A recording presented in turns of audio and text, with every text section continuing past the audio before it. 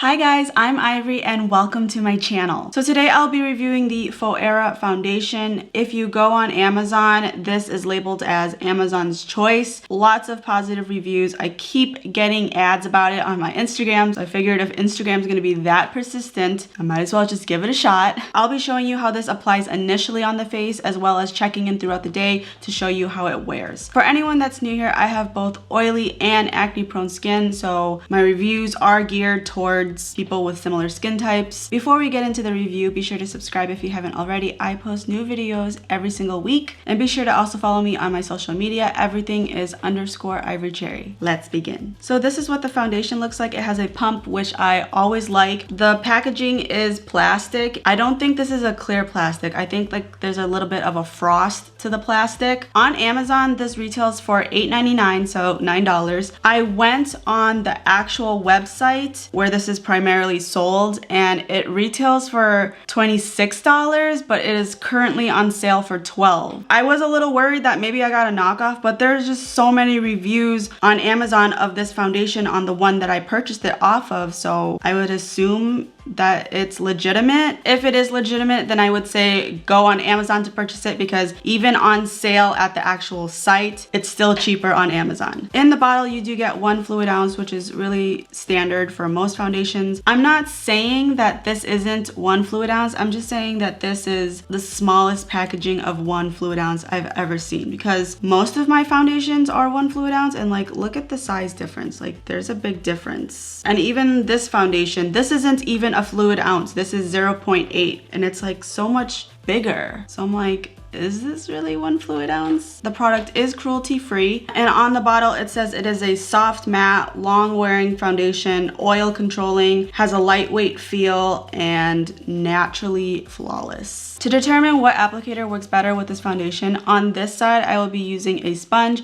and on this side I will be using a brush. For the sponge, I'm using the Pract Beauty Sponge. This sponge is like if the Morphe sponge and the Beauty Blender had a baby. The Morphe sponge is a little too firm for me, and the Beauty Blender is one of the softest sponges I've ever had. So this is right in the middle. And on the other side, I will be using a round buffing brush. This one is from BH Cosmetics. It came in the Marble Luxe brush set. Unfortunately, you cannot get it individually. You have to buy the whole set, but the whole set is actually really amazing. I love all of their brushes. I will also link that in the description box below if you're interested. Okay, so this is what it looks like in one coat. The shade, not the best. I did buy one lighter than this because I wasn't sure what shade I was, and as you know, online shopping for foundation, you almost never get the right foundation. The other one was way too light, and this one is way better, but the undertone it's off. It's like a little too red for me. The coverage isn't that bad. It's like a medium right now, at least on this side. It covered up almost everything. It's not like a dead matte. This is more of like a satin matte finish. On this side though, I feel like there's way less coverage, and using the brush kind of sheared out everything. But now knowing the difference, I'm gonna go in with a second layer using the sponge, just because I do like a more full coverage foundation. By the way, I'm using the shade 105 Sand. For reference, in the Estee Lauder Double Wear, I'm in between the shades Tawny and Cashew, and in the Maybelline Superstay, I'm in between the shades Natural Beige and Sun Beige. Okay, so this is the second coat. The foundation shade, I know, I see it. I'm not blind. It's off. I'm gonna have to lighten the crap out of it with my setting powder. So don't think I'm just ignoring it, okay? I see it, I know. Ignoring the shade difference alone, the coverage is actually pretty good. I would say this is like really close to full. The finish is pretty nice. It's like really skin-like, I would say. I don't think it looks cakey, and the formula itself is actually really lightweight. So this is what it looks like without it being set. I'm gonna do the rest of my face off of camera, and then I will be right back. Alright, so the rest of my makeup is on. I think I did a pretty good job about saving the foundation to match me. My trick to saving my foundation is using the Coty Airspun. This is in Translucent Extra Coverage. Even though it says translucent, it does lighten up my foundation. So if something is really dark on my skin, I put a ton of the setting powder on my face and I let it bake for a very long time, and it will lighten up my foundation. If my foundation matches, then I let it bake for only, you know, 5 minutes and then I take it off and it will still match. But if it doesn't match, then I might let it set for say 10 minutes so it has time to absorb into my face. So that's really all I did. I always set my entire face, but I just let it set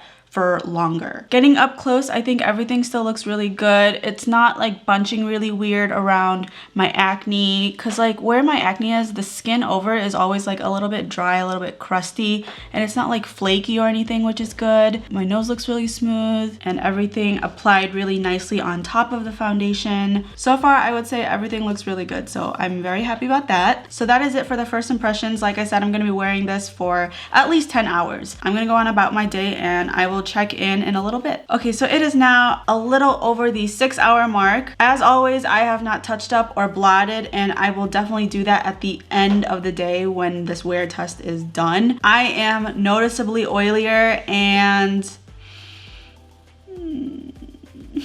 it's not looking hot. So up close, okay, so this red mark is from my lipstick from when I ate, and around here the foundation is starting to break up, and at the top of my lip as well. At the side of my nose, sorry, I have to like pick my nose to show you. In the cracks, it's totally broken up and there's like pools of oil just like chilling in there, and it's on the other side as well. It's totally broken up in the crack. So in this area, I would say it's not great, and then everywhere else stayed intact, which is good, but it's very oily. For 6 hours, it's not bad, but it's kind of bad. At this point, if I wasn't doing a wear test, I would 100% already have blotted. I don't really like how oily I am, especially in this area. I definitely think it needs to be touched up or at least powdered, but I know that may deter the rest of the wear test, so I'm gonna leave it be. I'm gonna keep this on for a couple more hours and I will see you in a little bit. Okay, so it is a little past the 10-hour mark now. I really wanted to keep it to 12, but honestly, even after the 6-hour mark, like just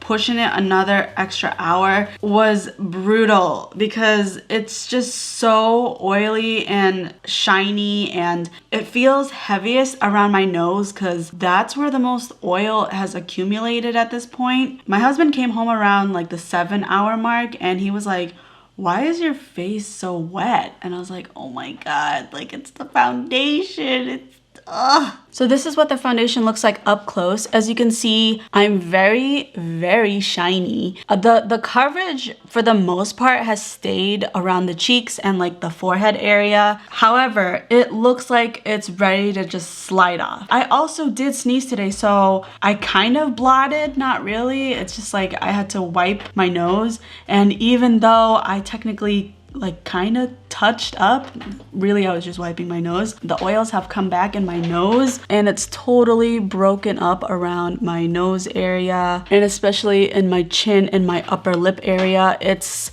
hanging on by a thread. I'm gonna go ahead and take some blotting sheets. These are from Amazon. I will link them in the description box below. And I'm gonna go ahead and blot my entire face so we can see what it looks like after touch-ups. Okay, so I went ahead and blotted and I feel so much better. I ended up using 3 blotting sheets, well, like 2.5. Typically, I only need 2, so I did produce a lot of oil today, which is kind of weird because I did a whole lot of nothing today, okay? I walked my dogs, I cleaned up a little bit, and I sat down and I watched Thor.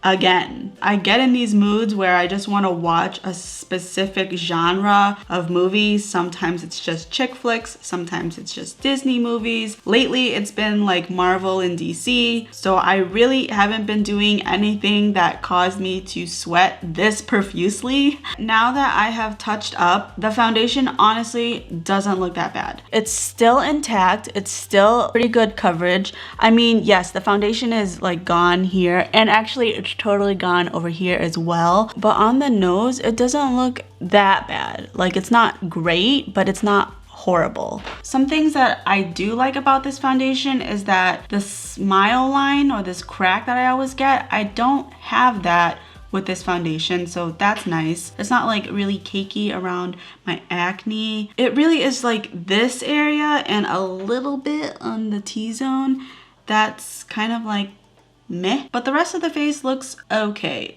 Granted, I did look very oily just moments ago. This one is a toss-up. Like, I don't know if I can recommend this because on one hand, the price really isn't that bad. $9, that's pretty cheap. And I feel like if I had touched up at the 6-hour mark, things might have looked really different because I really wanted to touch up around that time. I think because I'm really oily, I probably won't recommend this to someone that is just as oily as me. I wouldn't mind mixing this with another foundation that's really good because the coverage was okay. It felt very lightweight, but at the same time, I don't know, I was really dewy at the 6-hour mark. And another thing that I really didn't like is the shade range. They have 10 shades and it doesn't go really deep. So if you are a dark-skinned princess, I don't know if you're gonna find your shade. And I have to admit that with shade ranges, I can be somewhat ignorant about whether or not I feel like it's complete because I have the exact opposite problem. It's not that I can't find my shade, they don't make shades for me.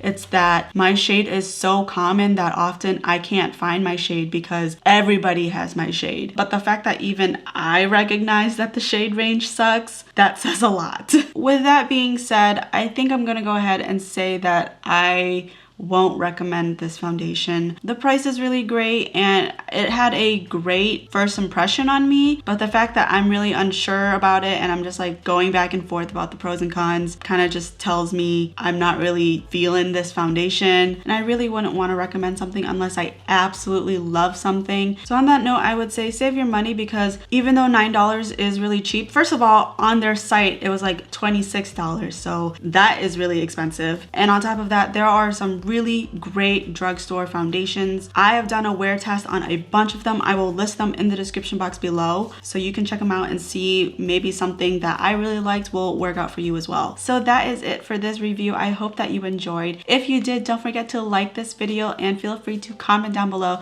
what other types of foundations you'd like me to review for you. Thank you so much for watching and I will see you in my next one.